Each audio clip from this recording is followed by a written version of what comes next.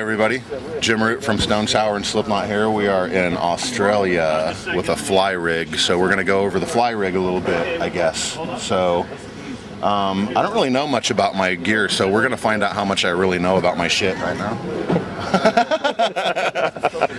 Basically, the guitars, I whittled it down. I had like 10 guitars did we have out before or something like that? 12. Anyways, yeah, 12. We had 12 guitars out. I don't know why. Because we're stupid, maybe. I don't know. But right now, like my favorite guitar to play, right now we're using 3 tunings. We've got a C-sharp tuning, standard C-sharp, and then out of the standard C-sharp tuning, we've got the drop B tuning, C-sharp, just low one, drop the Z, and then E-flat for the, the songs for the ladies. So, anyways, this is my new favorite guitar right here. It's basically just a Jazzmaster that Fender Custom Shop made for me, and it's of the same signature specs as like my Telly. I think it's closer to the Telly than the Strat. Strat's got a different fretboard radius, but we'll get to that. So basically it's just a Jazzmaster, no pick guard, real bare bones, real simple, 3-way selector, volume knob, 81, 60, hardtail, 12-degree fretboard radius, jumbo frets, and this one doesn't have lockdowns for some reason, but I don't miss them.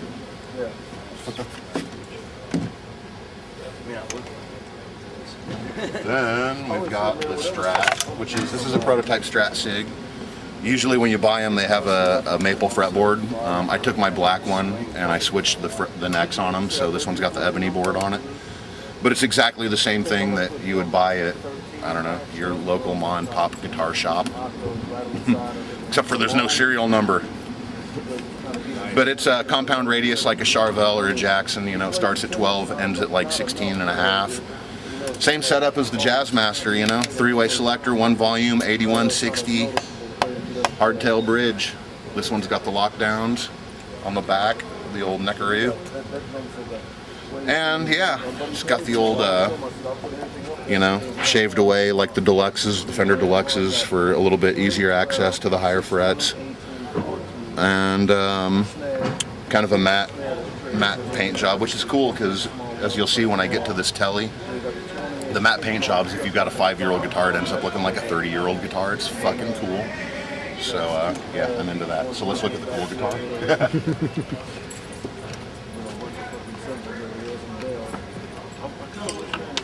This guitar is like my baby. This was my very first prototype Telly that they made for me for my signature models. And, I got this right before we started touring on Come Whatever May, after we had already recorded the record. So it's been like all over All Hope Is Gone, all over Audio Secrecy, and pretty much if you see me playing a white Telly, this is the one, with the exception of the A guitars, like when we do for Slipknot, when we do like a Heretic Anthem or songs like that, there I was just playing an off-the-wall Mexican one. But this thing, man, it's, like 6 years old, and it looks like Jeff Beck played it for 30 years or something, it's crazy. It's like starting to get all, and then classic. And the strap locks, they put the same, every guitar is starting to get that same thing right there from these DiMarzios. It's really cool. But that's one of the reasons I went with that kind of I wanted to do nitro, but we went with this kind of flat one, and it really wears into, like, if you buy one of these guitars and you play it every day for 10 years, wherever you touch the guitar, it'll show that this is your guitar, It's really cool. 12-degree fretboard radius, jumbo frets, 81, 60, 1 volume, 3-way, just like all the others. I got the cutaway here. This is an interesting story about this guitar is when they made it, they put the 70s, or the 70s deluxe headstock on it, kind of like this headstock. And I didn't want that. I was like, no, I don't want that. So they just shaved it down. So that's why the Telly goes right up to the end of the neck, or the end of the headstock. And I also found out this is the guitar too. Like if you go to Fender's website and look at the picture of the guitar, it's the actual one. Guitar. Pretty cool. Pretty cool. Baby. Oh, and then Satan got into my life, and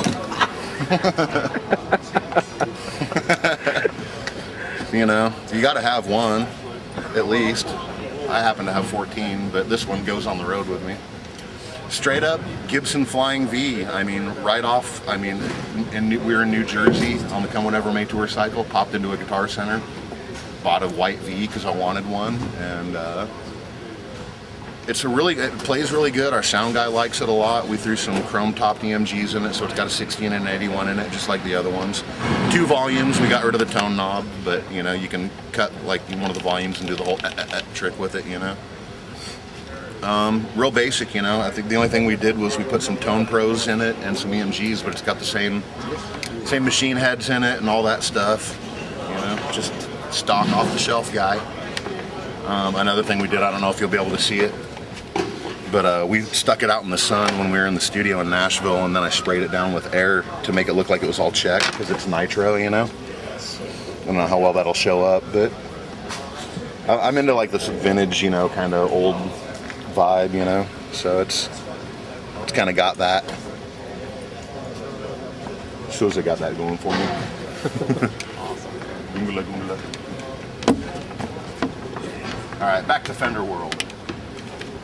E-flat guitar. It's a custom shop, Custom Classic Pro.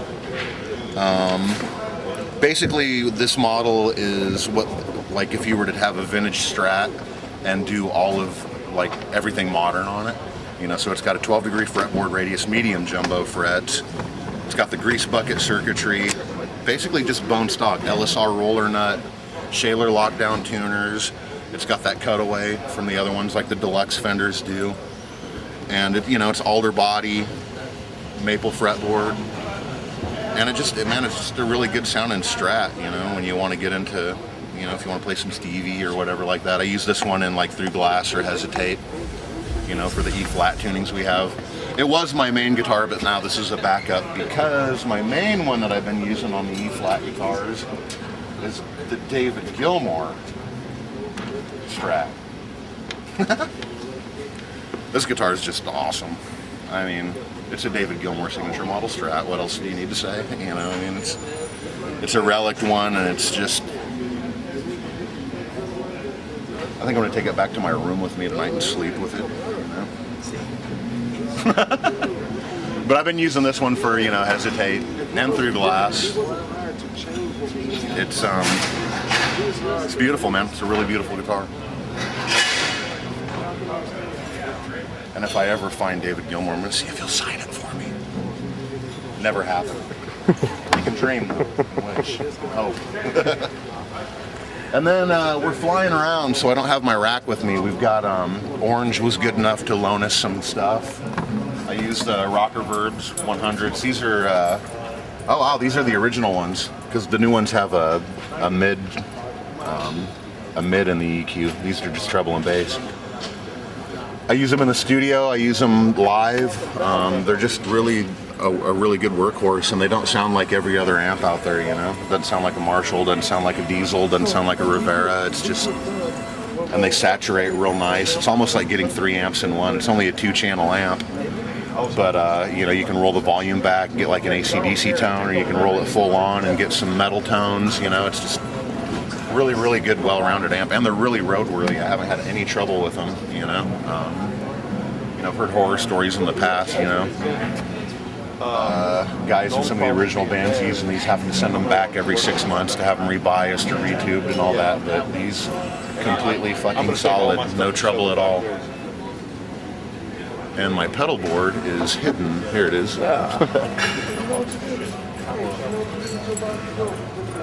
Pedal board's pretty basic, just using a Glab. Got a tube screamer in there for some lead boost and to boost on those single coil Strats that we were talking about earlier. You know, they don't have a lot of output, so any little extra kind of helps. Noise suppressor, because high gain amps are really noisy. And these are the old ones. I don't use the new ones because once they got rid of the lead-based solder, it really changes the way those NSQ works.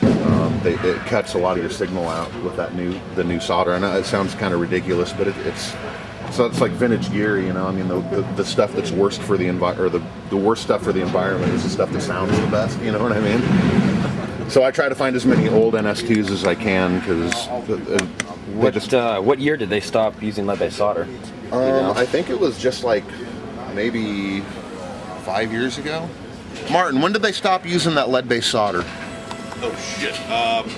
Well, like three or 4 years. 3 or 4 years Maybe ago. 4 years ago. Yeah. So try to find like a pre-2005 Yeah, he and I have some, so I guess we'll hang on to them. Yeah, hang on to them. If they ever break down, just like have Foppy or Martin or somebody like that fix them or your tech or whatever, because they're the best. And make sure they don't use new solder if they need to. It really does. It cuts the signal down. Very interesting. Small stone for some color, just on the clean channels and things like that, just to kind of keep it from being a little too stark or whatever. Carbon copy, really good analog delay that I got from Dunlop. The stuff you can do with that delay is amazing, and it doesn't darken, or it stays nice and dark. It doesn't sound brittle or anything like that. If you set the mix up really high in the regeneration, you can really get some crazy, Radiohead Blur, just wacky tones out of it, I said wacky. I never fucking said that. Insane, space age, whatever, The Pog, man, that's a really cool pedal.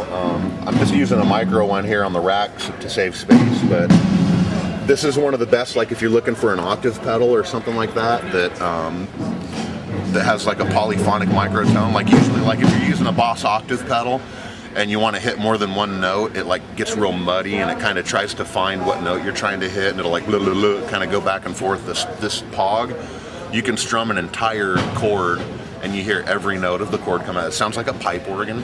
It's a really cool pedal. Got a custom shop compressor from MXR, and I'm using that on the clean channel. Once again, I'm using those single coil strats for the for songs like Hesitate Through Glass. So, I got it set so that it kind of opens up. If I'm holding a note out, it'll just kind of expand the note and give me a little more sustain. Really cool pedal. I don't know why this tuner's in there, because my tuner's over there, walking across the stage. You don't need a tune. You don't need a tune, do you? No, we don't really. What's the point? Yeah, right. I mean, as long as Corey's in tune, everything else, what difference does it make? I got a Jimi Hendrix custom shop wah that's awesome. It's one of the best wahs I've ever used, and in my rack, I'm using the rack mount ones that they make, those custom shop rack mount wahs, and they're good, they're cool and everything, but they don't sound as good as this. So for the fly rack, we're using this True Bypass. I think G-Labs makes it too, I'm not sure. Martin, does G-Labs make the True Bypass, this wah thing? Who makes the wah pad? G-Lab. Okay, so it is G-Lab, yeah. But the cool thing about this G-Lab is put your foot anywhere on it and it activates the wah. So the wah is always on.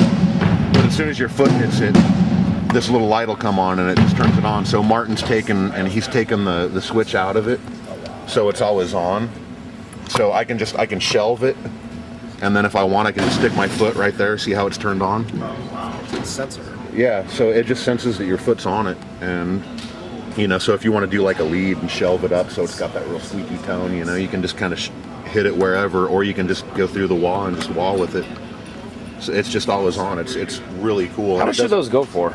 I'm not really sure. I got that from Tour Supply. Okay. I don't know what the cost of things are. I want that. Yeah, I must have it. That's very cool. What about that Axess Electronics thing? Right? Is that a power?